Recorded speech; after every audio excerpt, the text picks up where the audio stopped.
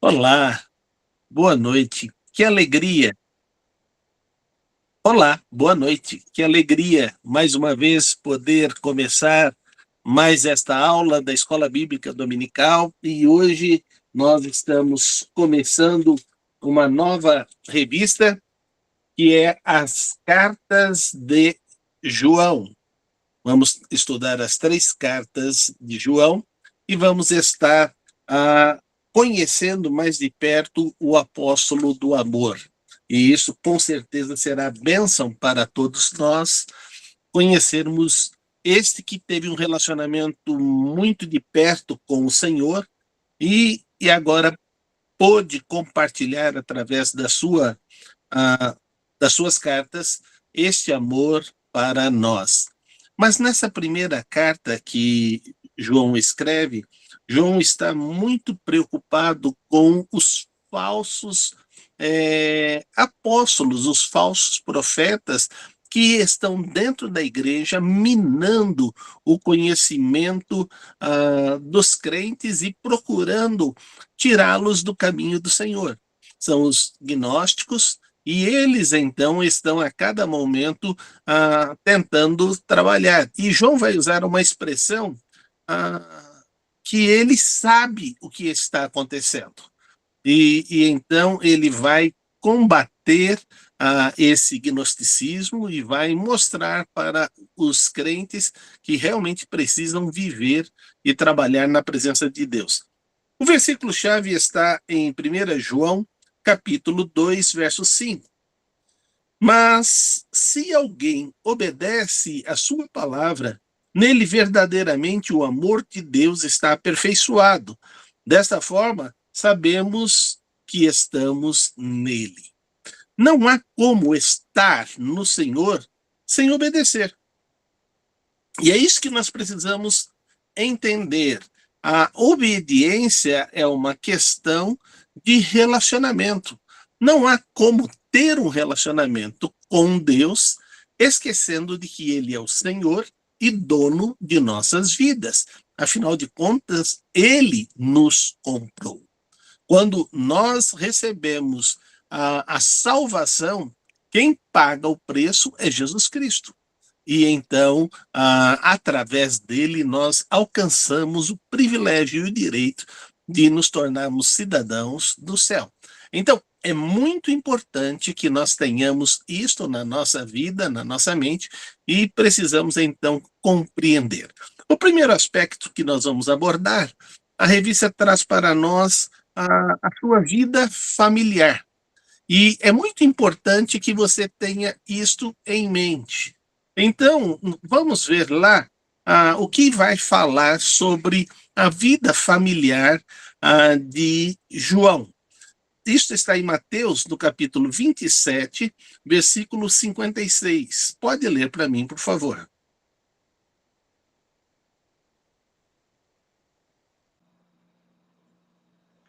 Entre elas estavam Maria Madalena, Maria, mãe de Tiago e de José, e a mãe dos dois filhos de Zebedeu. Então, veja que no final da vida de Jesus, estava ali a mãe dos filhos de Zebedeu, que significa era a mãe de João. E isso é muito importante. E aí ele vai trabalhar de uma forma mais clara em João, no capítulo 19, versículos de 25 a 27. Pode ler de novo, irmã Emílio, por favor. Perto da cruz de Jesus estavam sua mãe, a irmã dela, Maria, mulher de Clopas, e Maria Madalena. Quando Jesus viu sua mãe ali, e perto dela o discípulo a quem ele amava, disse à sua mãe: aí está o seu filho. E ao discípulo: aí está a sua mãe. Daquela hora em diante, o discípulo a levou para casa. Muito bem, a primeira coisa que nós temos que entender que há um parentesco entre João e Maria por relacionamento de mães. Elas tinham um relacionamento familiar. E agora, então, com a morte de Jesus, o que acontece? Acontece que João vai ser o remidor. Ele vai cuidar da mãe de Jesus, levando ela para casa, que provavelmente o seu pai já havia morrido, José, e agora, então, João se torna esse que vai cuidar da mãe de Jesus, levando ela para casa e assim dando todo o suporte que ela iria precisar. Porque João não era uma pessoa, João era uma pessoa de uma classe média alta, já que o seu pai Zebedeu era pescador e tinha empregados que faziam a pesca. Não só ele era pescador, como também tinha provavelmente outros barcos, e esses outros barcos também faziam a pesca e traziam então este recurso para a família de João. Então, por isso que dá a entender que João era de uma classe média alta. E assim, então, nós vamos ver logo em Marcos 1:20, diz assim: logo chamou eles e seguiram, deixando Zebedeu, seu pai, com os empregados no barco. Então, mostra aí claramente o texto que o Zebedeu era pescador e que também tinha empregados no barco. Então, isso é muito importante. Mas vamos entender como é que João agora se encontra com Jesus e vai começar este relacionamento. Toda a lição de hoje, nós vamos estar abordando, primeiramente, sobre a vida de João. Vimos a sua vida, vamos ver agora o encontro dele com Jesus, vamos ver qual era a personalidade de João. Vamos ver o seu ministério apostólico, vamos ver os seus escritos inspirados por Deus e vamos concluir esta lição. Então, é isso que nós vamos estar trabalhando agora, diante da responsabilidade de entendermos como é que Deus trabalha na vida de João para ele vir se tornar esse discípulo amado que vai encerrar com o livro de Apocalipse, tendo a maravilhosa visão do céu e descreve isto para nós em Apocalipse. Então, e nesse momento que ele vai descrever tudo isso, ele diz: eu não sei como eu pude enxergar tudo isso que eu estou enxergando, mas tudo isso que eu estou enxergando é tão maravilhoso que eu não podia deixar de escrever. E ele então escreve esta carta, o livro de Apocalipse, deixando para nós esta maravilhosa orientação final da palavra de Deus para as nossas vidas. Então, vamos olhar agora como foi o encontro de João com Jesus. E no Evangelho de João, no capítulo 1, começando no versículo 35, nós vamos até o versículo 40. Pode ler, por favor. João 1, de 35 a 40. No dia seguinte, João estava ali novamente com 2 dos seus discípulos. Enquanto viu Jesus passando, disse: Vejam, é o Cordeiro de Deus. Ouvindo dizer isso, os 2 discípulos seguiram a Jesus. Voltando-se e vendo Jesus, que os 2 o seguiam, perguntou-lhes: O que vocês querem? E eles disseram: Rabi, que significa mestre. Onde estás hospedado? Respondeu ele: Venham e verão. Então foram, por volta das 4 horas da tarde, viram onde ele estava hospedado e passaram com ele aquele dia. André, irmão de Simão Pedro, era um dos 2 que tinham ouvido o que João dissera, o que haviam seguido a Jesus. Então, esse é o encontro que eles têm com Jesus. E uma coisa que é impressionante é que naquele tempo, você ter o privilégio de seguir um rabi, um mestre, isso era algo fantástico. porque você iria receber um ensinamento que pouquíssimas pessoas iriam receber. E eles valorizavam em muito esta instrução. Lembre-se, os discípulos de Jesus eram rudes pescadores. E você imagina que agora ele vai ter esse relacionamento direto com o maior dos mestres, e então ele larga todas estas coisas e vai seguir a Jesus. Então, isso é muito importante termos em mente, que Deus está trabalhando conosco e nos ajudando a ter em mente esta situação. E quando temos isso em mente, vamos ter a compreensão.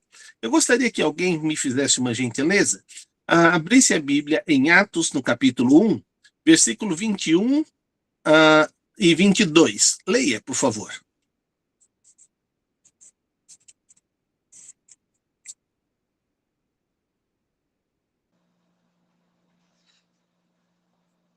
Portanto, é necessário que escolhamos um dos homens que estiveram conosco durante todo o tempo em que o Senhor Jesus viveu entre nós. Desde o batismo de João até o dia em que Jesus foi elevado dentre nós às alturas. É preciso que um deles seja conosco testemunha de sua ressurreição.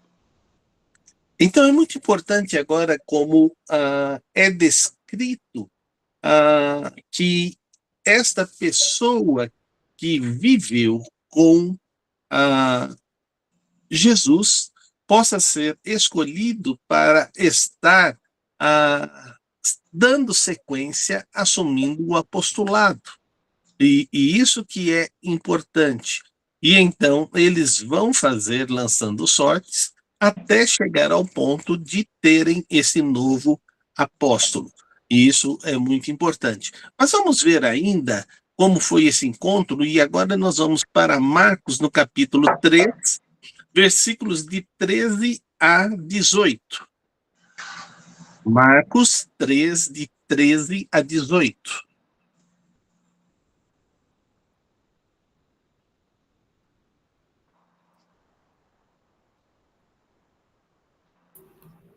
Jesus subiu a um monte e chamou a si aqueles que ele quis, os quais vieram para junto dele.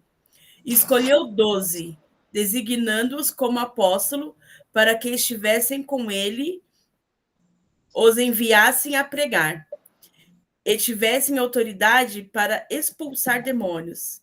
Estes são os 12 que ele escolheu: Simão, a quem deu o nome de Pedro, Tiago, filho de Zebedeu, e João, seu irmão, os quais deu o nome de Boanerges, que significa filho do trovão, André, Filipe, Bartolomeu, Mateus, Tomé, Tiago, filho de Alfeu, Tadeu, Simão, o Zelote. Muito bem, esses são os 12 que Jesus escolhe. E quando Jesus escolhe estes, vai trabalhar na vida deles por 3 anos. E durante esses 3 anos que ele vai trabalhar na vida destes, vai prepará-los para que eles deem sequência a todo o ministério de Cristo na face da terra.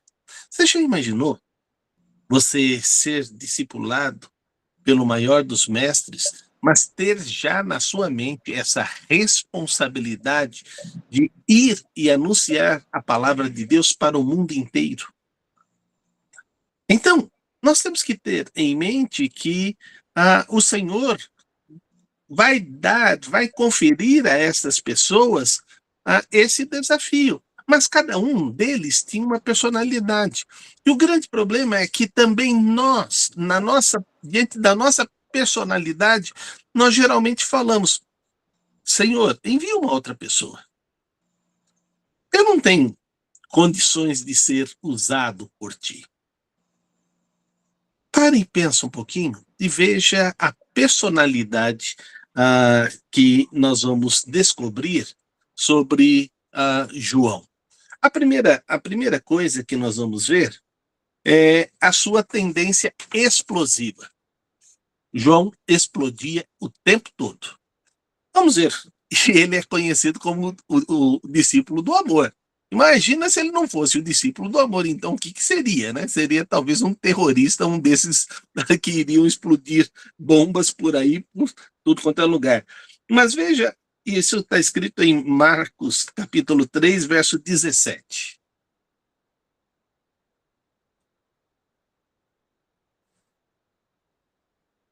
Tiago, filho de Zebedeu, e João, seu irmão, aos quais deu o nome de Boanerges, que significa filho do trovão. Então, era aquela pessoa que tinha as atitudes impetuosas, as atitudes de muitas vezes mal orientado, dizer, quer que peçamos fogo do céu para acabar com todo mundo? E Jesus falou, não, eu mandei vocês para salvar as pessoas, não para destruir. Como que pede fogo do céu? Né? Então, essa é uma situação.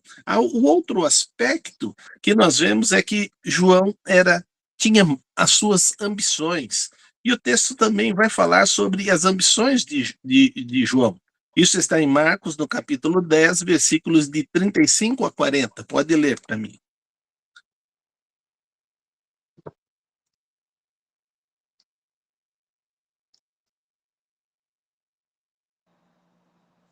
Hoje vocês estão mais devagar em ler, hein? Abre o microfone e lê. Nisso, Tiago e João, filhos de Zebedeu, aproximaram-se dele e disseram: Mestre, queremos que nos faças o que vamos te pedir. O que vocês querem que eu faça? Perguntou ele. Eles responderam: Permite que na tua glória nos assentemos um à tua direita e o outro à tua esquerda. Disse-lhes Jesus: Vocês não sabem o que estão pedindo. Podem vocês beber o cálice que eu estou bebendo ou ser batizados com o batismo com que estou sendo batizado? Podemos, responderam eles. Jesus lhes disse: Vocês beberão o cálice que estou bebendo e serão batizados com o batismo com que estou sendo batizado. Mas o assentar-se à minha direita ou à minha esquerda não cabe a mim conceder. Esses lugares pertencem àqueles para quem foram preparados. Você já imaginou? São 12 e não fazem assim humildemente, não. Senhor, permite que a gente senta em um dos tronos? Não, eu quero só sentar à direita e o outro à esquerda. O resto é resto. Os outros 10 ficam depois de nós. A minha pergunta é, será que também na nossa vida com Deus, nós não estamos demonstrando muitas vezes essa postura de querer ser essa pessoa que é totalmente especial, que todo mundo tem que falar, puxa, olha como ele é, essa situação e tudo mais? Eles pedem isto. E Deus diz, através de Jesus para eles, que isto não vai ocorrer. Porque é algo que Deus já tinha determinado como seria isto. E então não seria parte de nenhuma dessas pessoas. Mas por que nós não seguimos aquilo que o Senhor nos ensina? Nos acomodarmos às coisas mais humildes e procurarmos ser servos diligentes fazendo a vontade de Deus. Se nós assumirmos essa postura, então verdadeiramente o nome de Deus será engrandecido. Mas também João era intolerante. Veja o que diz Marcos 9, de 38 a 41.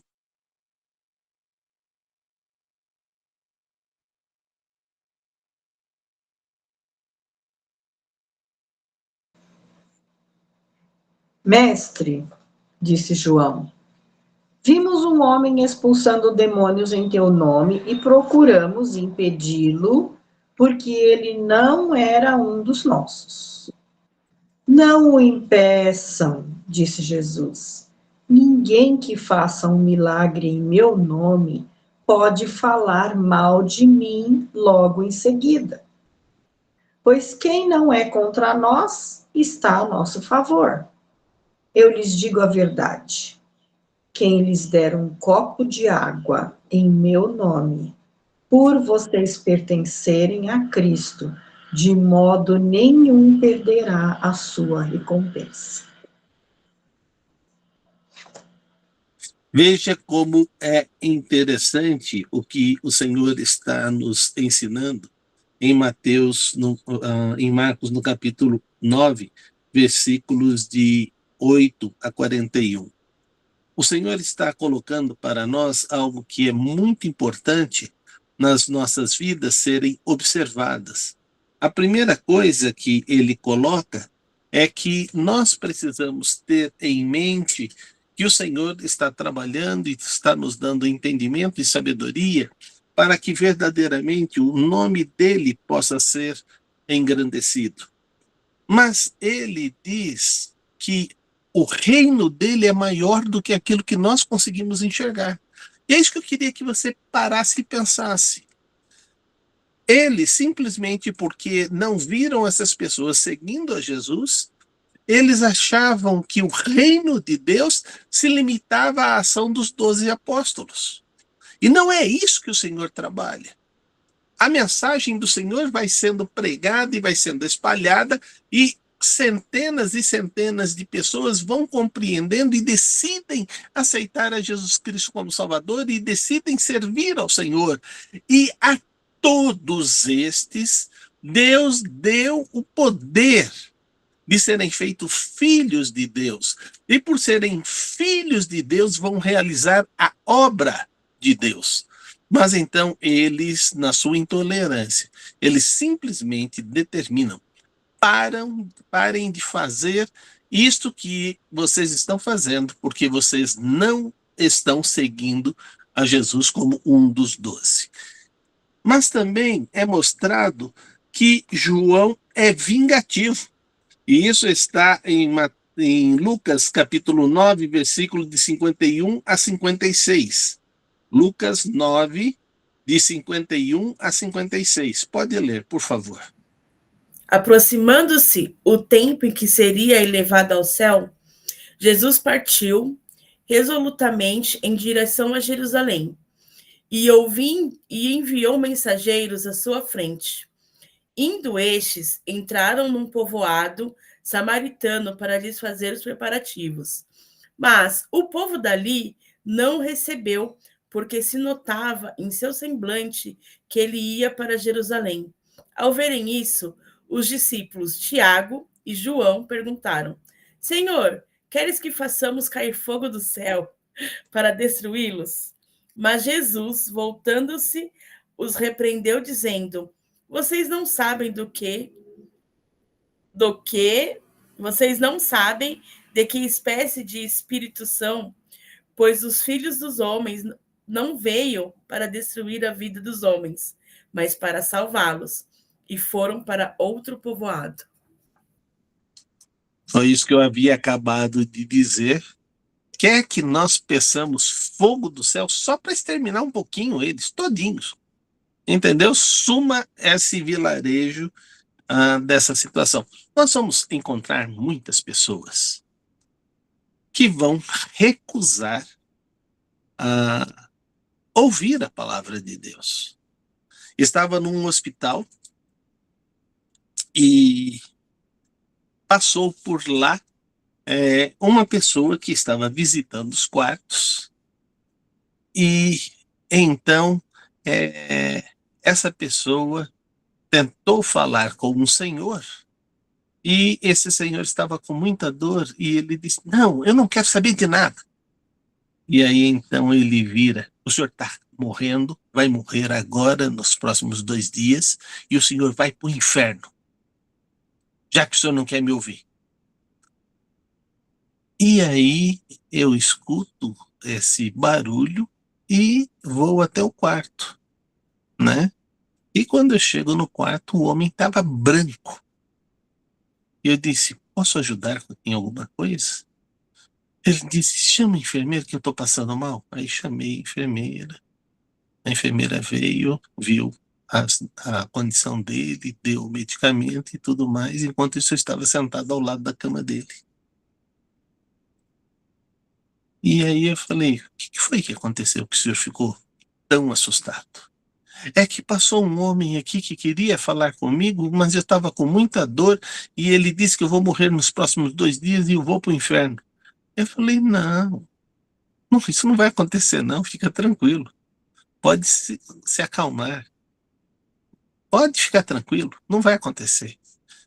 Como o senhor pode dizer que não vai acontecer? Sabe por que não vai acontecer? Porque eu tenho a impressão que o senhor hoje vai ter a sua entrada no céu. Verdade? E como que eu faço isso? E eu expliquei o plano da salvação para ele. E esse homem aceitou Jesus Cristo. Quando ele aceitou Jesus Cristo, eu falei, tá vendo? O senhor não vai mais para o inferno, o senhor vai para o céu. O senhor acabou de ter a certeza da sua salvação e hoje Cristo mora com você. Então, esta é a bênção de Deus para a sua vida. E essa bênção de Deus vai se estender a todas as pessoas. Aproveite essa oportunidade de compartilhar com outras pessoas. Por que ele, querendo falar de Deus, me manda para o inferno e você me tira do inferno e me manda para o céu? Eu disse, muitas vezes os filhos de Deus não se preparam. Quando ele ouviu que o Senhor estava com dor, a primeira coisa que ele deveria dizer é, posso te ajudar? Com o quê? E aí ele iria te ajudar e depois ele poderia falar sobre o plano da salvação.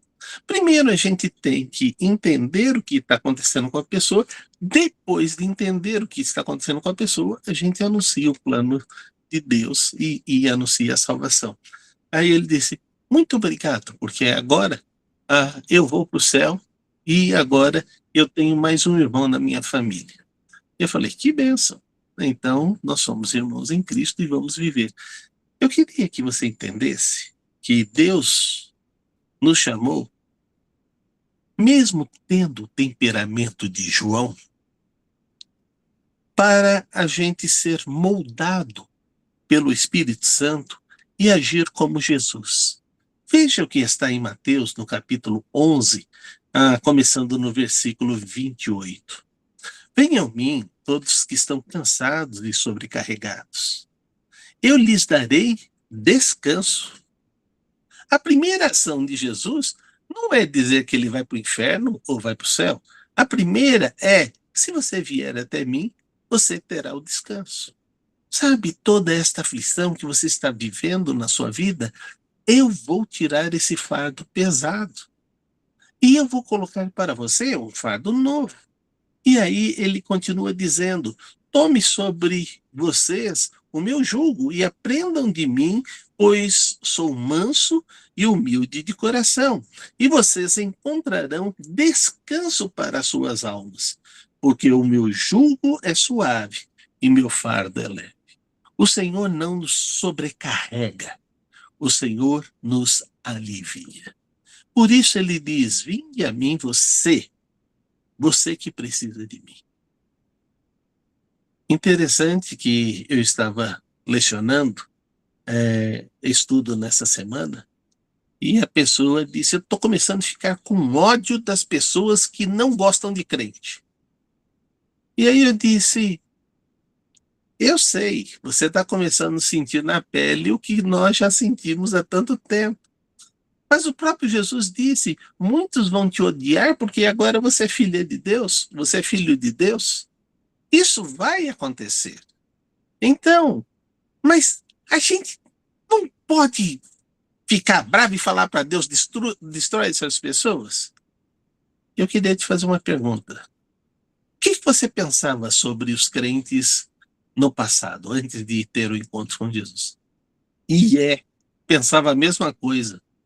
Tá vendo? Essa é a situação.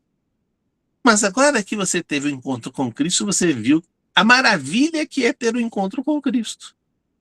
E é isso que você tem que mostrar para as pessoas, da maneira como Jesus está mostrando para cada um de nós. Então, entenda todas as situações da vida de João e entenda por que João, deixando todas estas ações, ele vem se tornar o discípulo amado.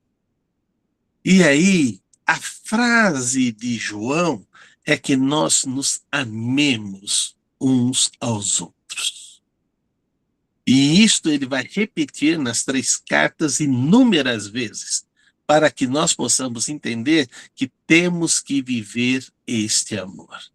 E aí a pergunta é, o quanto você ama? Domingo passado, a Neiliane está aí conosco. E quando nós tivemos a primeira aula, ela ainda não tinha aceitado Jesus Cristo como Salvador, eu fiz uma pergunta para ela, quanto você me ama? Ela disse, como assim? Ela não entendeu que Deus nos leva a amar, e isso é uma ordem de Deus. Estava conversando com a minha esposa e disse para ela, Emilce, para mim, eu não tenho nenhuma dificuldade em amar as pessoas. O que os homens dizem que é difícil amar, para mim é super fácil.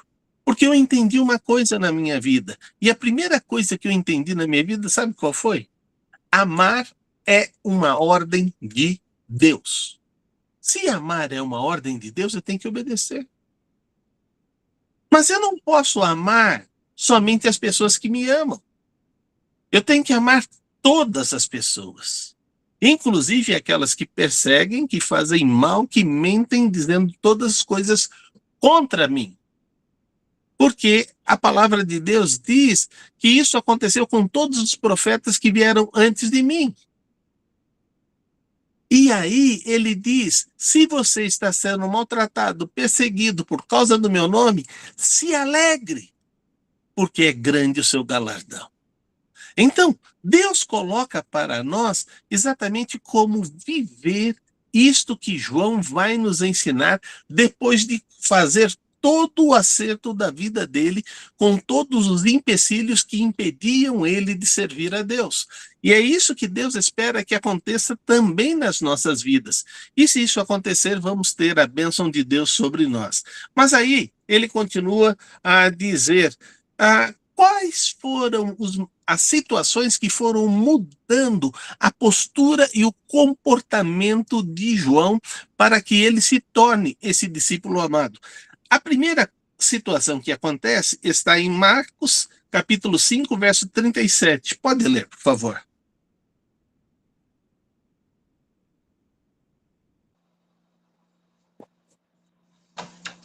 E não deixou ninguém segui-lo, senão Pedro, Tiago e João, irmão de Tiago. Eram 12. E Jesus diz, estes vão me seguir. Por que que ele seleciona esses 3? Porque eles vão agora aprender coisas maravilhosas. E isso está agora em Marcos 9, versículo 2. Pode ler.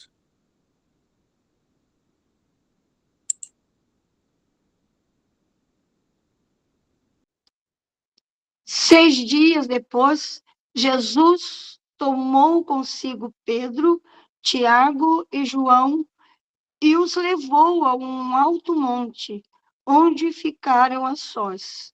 Ali, ele foi transfigurado diante deles. Veja uma coisa que é importante. Vamos tentar entender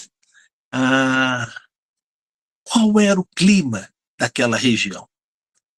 De dia, fazia 40, 45 graus. De noite, chegava a quase 0 graus. Quando eles veem a transfiguração, sabe o que eles dizem? Senhor, o Senhor gostaria que nós fizéssemos uma tenda para ti, outra para Elias e outra para Moisés. Eles nem pensaram neles. Tal foi a maravilha de ter esta experiência de ver Jesus ali na transfiguração, de ver a glória de Deus descendo e eles podendo presenciar essa glória de Deus. Outro aspecto que eles vão ter está em João, no capítulo 20, no verso 2. Pode ler para mim. João 20, verso 2. Fecha para mim, irmã Nedia, no microfone.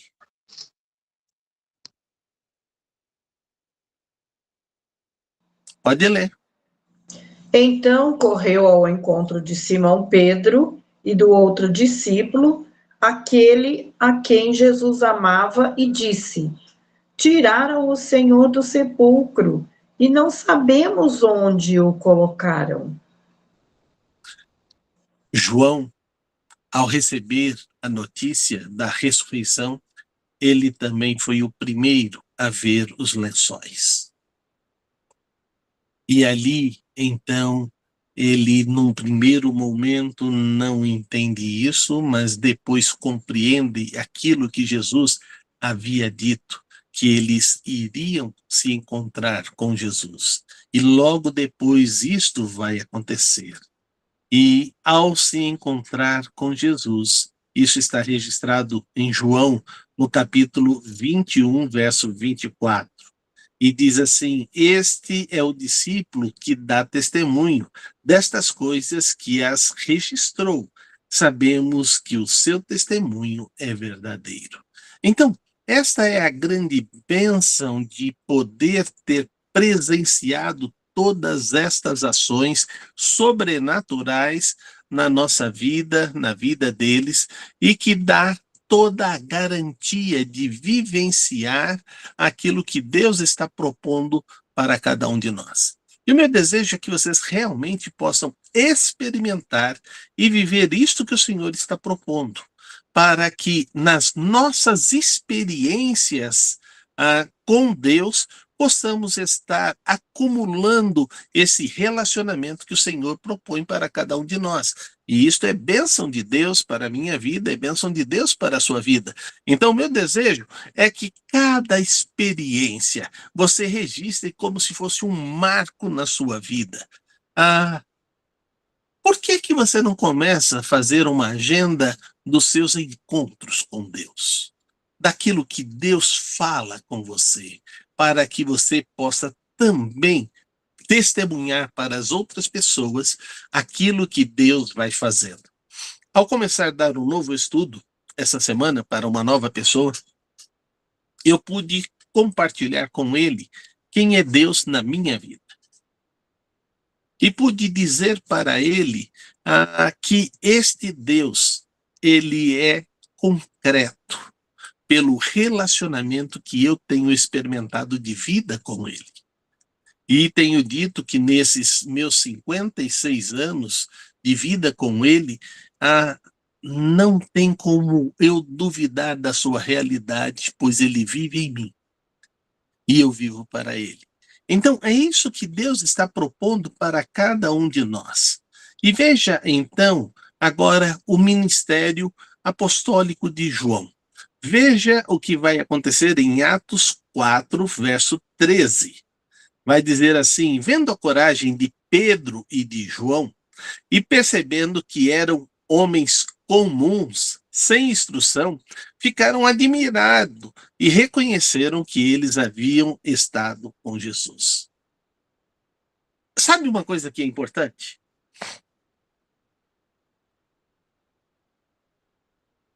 Jesus diz para mim: vinde a mim como estás. E eu fui. E hoje eu percebo que minha vida não tem nada a ver com a vida que eu tinha antes de aceitar a Jesus Cristo como Salvador.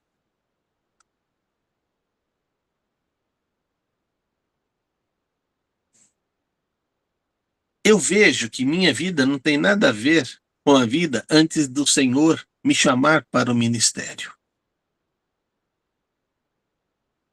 Eu vejo que a minha vida não tem nada mais a ver com a minha vida no passado desde quando eu me tornei pai.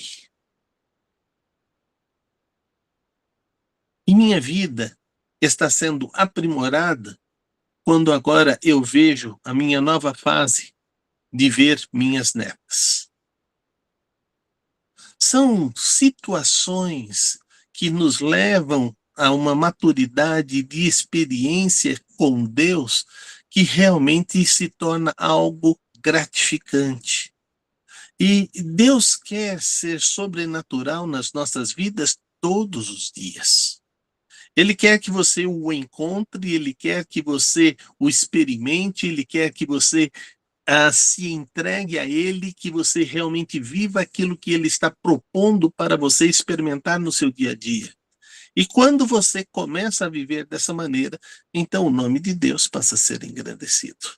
Então, meu irmão, minha irmã, entendam isto, que Deus está trabalhando conosco e está nos desafiando.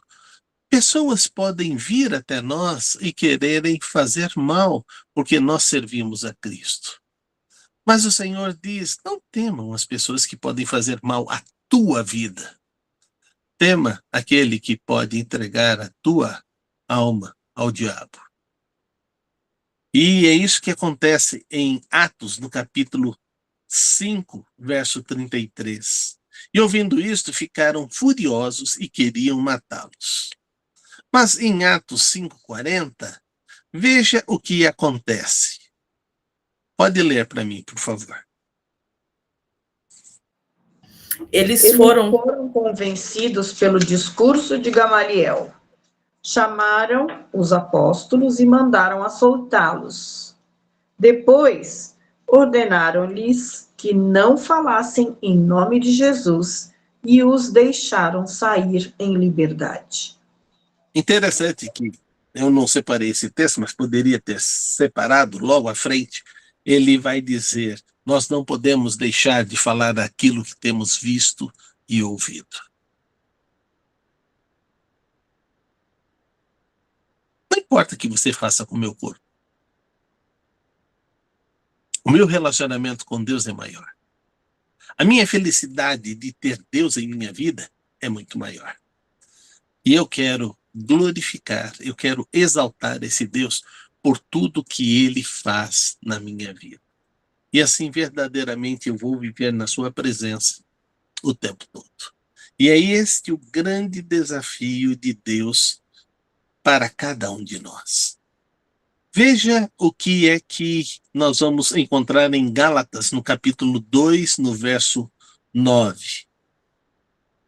Eles dizem assim, reconhecendo a graça que fora concedida, Tiago, Pedro e João, tendo como coluna e estenderam a mão direita a mim e a Barnabé em um sinal de comunhão, e eles concordaram que devíamos nos dirigir aos gentios e aos circuncisos. Nós vemos que não só a bênção e o reconhecimento apostólico é dado por Tiago, Pedro e João, como também institui a missão que Barnabé vai fazer. E então ele sai e vai trabalhar com esta missão. Até hoje, este é o sinal que é usado para conferir autoridade e reconhecimento daqueles que um dia Deus chamou e os capacitou e os preparou agora para servir a Deus de uma forma especial. Isso aconteceu na minha vida há 40 anos atrás. E como eu dou graças a Deus, estou para completar agora em outubro 41 anos de ministério, servindo ao Senhor e fazendo tudo aquilo que Ele propõe para a minha vida. Não de uma forma perfeita, porque eu sou imperfeito, mas procurando servir ao Senhor desta forma. E é isto que nós temos que ter em mente. Essa transmissão revela a autoridade que recebemos da parte de Deus e transmite para que essa autoridade continue a ser trabalhada. E a lição nossa vai encerrar com o texto em Apocalipse, no capítulo 1, no verso 9, falando sobre João e a última visão que ele vai ter e que vai escrever para cada um de nós. Vamos ver o que está escrito ali?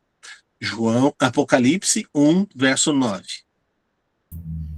Eu, João, irmão e companheiro de vocês, no sofrimento, no reino e na perseverança em Jesus, estava na ilha de Patmos, por causa da palavra de Deus e do testemunho de Jesus.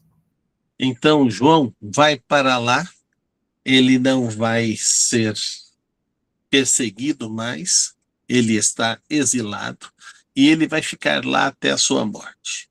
Mas antes que João venha morrer, ele completa a escritura de Apocalipse, deixando para nós toda esta questão que Deus está propondo para as nossas vidas num desafio tão grande de enxergarmos esse céu, lindo céu, que o Senhor tem preparado para cada um de nós. O que gostaria de dizer, concluindo o estudo desta noite? A primeira coisa está em João 13, versículo 23. Pode ler.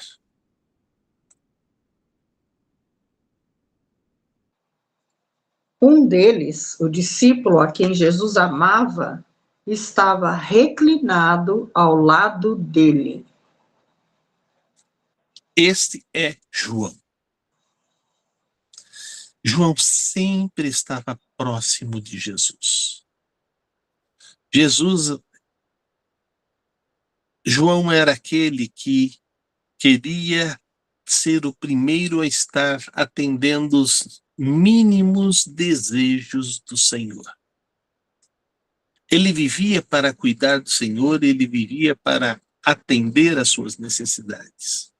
Por isto que Jesus, conhecendo João e conhecendo como ele é, delega, isso está em João 19, 26, delega a ele cuidar de sua mãe.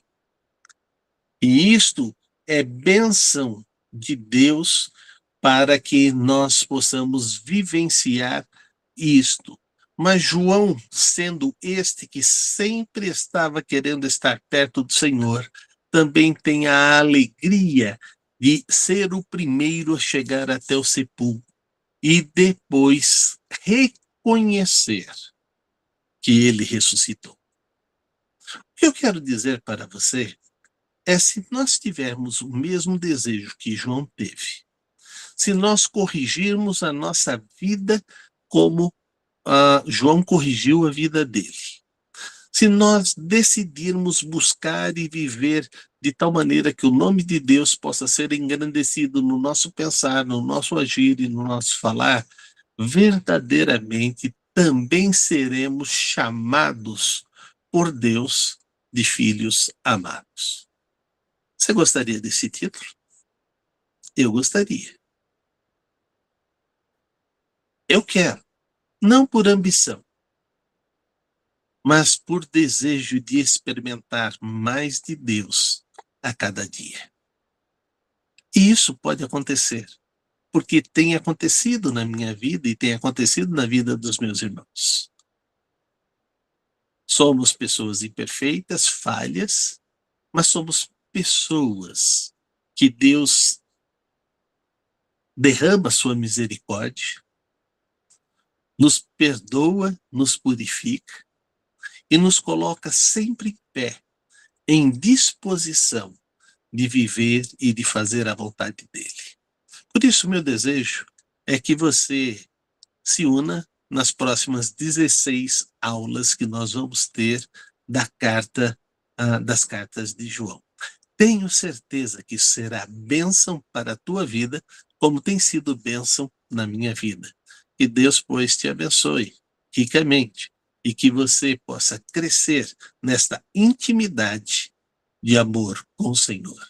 Se você está aqui próximo da nossa igreja, vem tomar um café com a gente. Vamos começar o café agora, e vamos ter um café das 10h30, das 10 até as 10h30, e depois vamos começar o nosso culto às 10h30, adorando ao Senhor por tudo que Ele fez e por tudo que Ele faz. Que Deus te abençoe grandemente. Amém. Obrigado, pastor Sanuvi. Os ensinamentos de João